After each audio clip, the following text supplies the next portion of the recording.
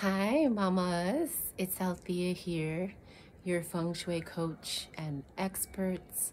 And today I want to talk to you a little bit about manifesting because whether you realize it or not, manifesting is actually a very big component of feng shui because, in essence, your environment can serve as your 3D vision board. And I've said this before.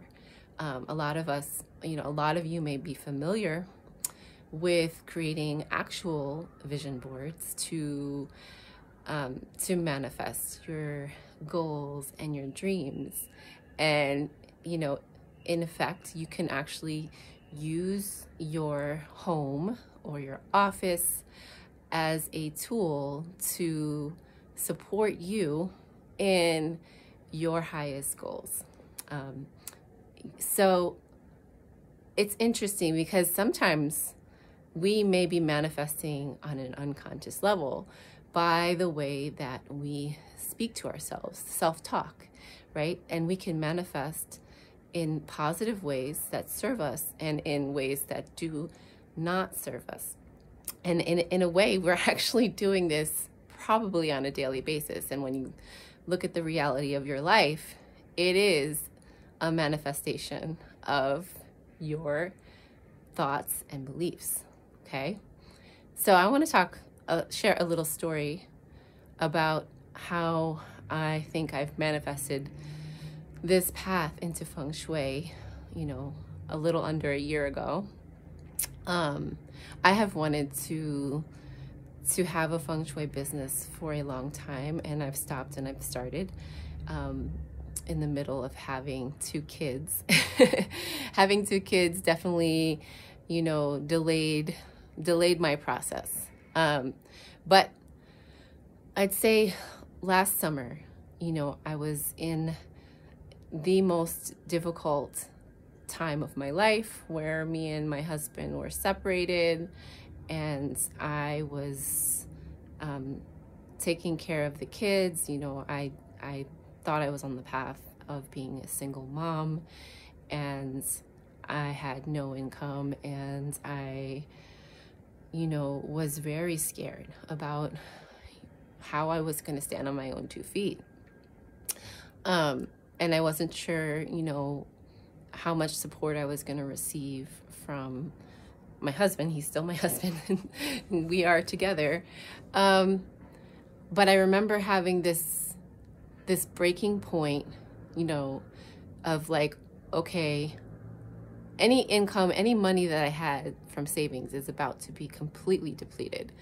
And I really need to do something, and I thought, okay, I need to try to go back to my old job and see if I can work. So my options in my mind were, okay, I can either spend my time trying to work for someone else and support their dream, or I could try to get my old job back and work on my own dream at the same time, right? And that just kept calling to me. I wasn't sure that I would do that, but this voice inside me was like, no, I need to do something for myself. I want my own business. I need my own business. And I wasn't sure exactly what it was, what path it would be, but I just remember telling myself this. And I'd say like the following week, I reached out to my old job, and, I was just really like, okay, I'm going to do this. I'm going to try to make this happen so that I can at least, work on the side and do something for myself. And so I reached out to the old job, and I didn't mention any of this to my husband, who was living, he was living in Alabama. Like, we weren't even in the same city. And it's interesting because I think a week after I reached out to my old job, my husband sent me this link to a challenge, a Tony Robbins and Dean Graziosi challenge. And it was all about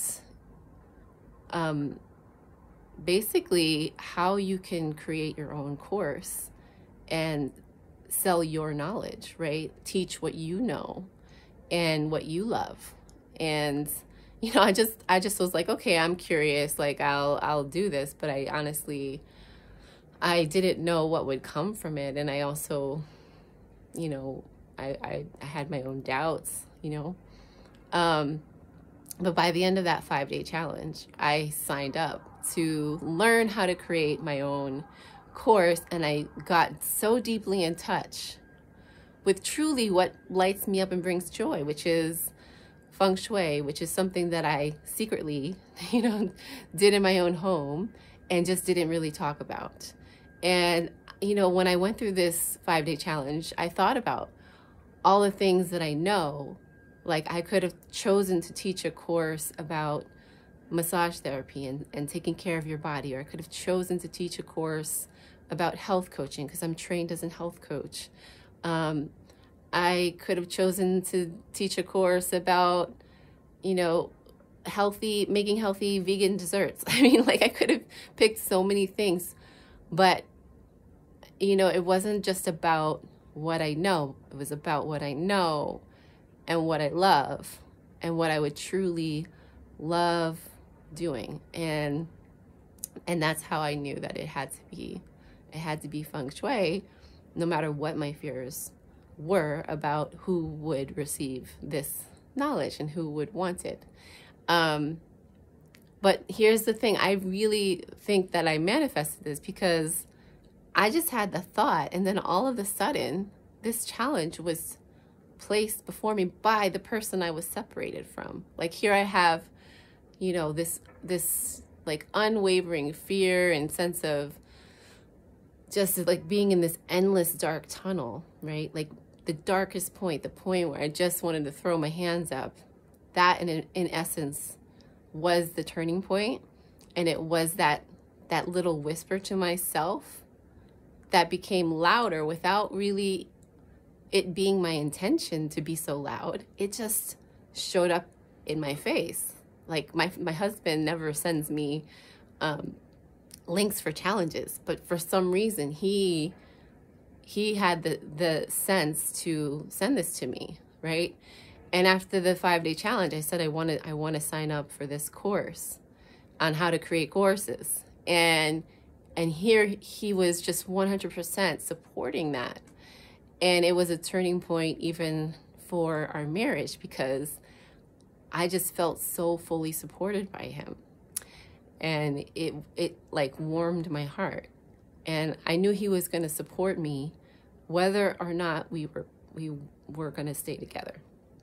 So I just share this as an example of times when you can manifest something without it necessarily being your intention.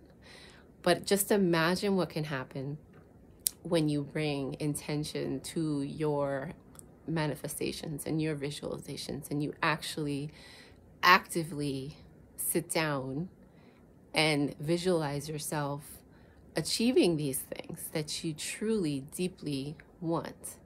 And this is actually a huge part of the practice of feng shui and making adjustments in your home. Because, you could make an adjustment in your home and just, move your furniture around or hang an item and you hang it and that's it, it's done. You don't think about it. When you marry your intention with an adjustment, the power of that adjustment increases, 100 times. And then in feng shui, we are taught certain meditations and mantras that even empower that shift an even, bigger exponential level. Okay. So I share this with you in case you are curious about this process, or just as a way for you to start to think about how you have already manifested things in your life, things that you want and things that you don't want.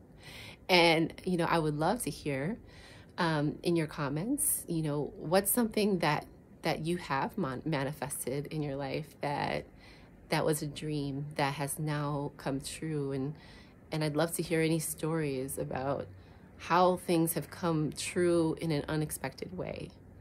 Because when you start to notice this, you start to realize that this kind of thing is happening all around you. All right, so that's the beauty of this life, and it's just exciting, you know, when you start to notice those little angels surrounding you. So, you know, let me know what your experiences have been. Like this post if you found it helpful, or share it with somebody else if you think they might be curious about this process of manifesting. And have a gorgeous day, mamas.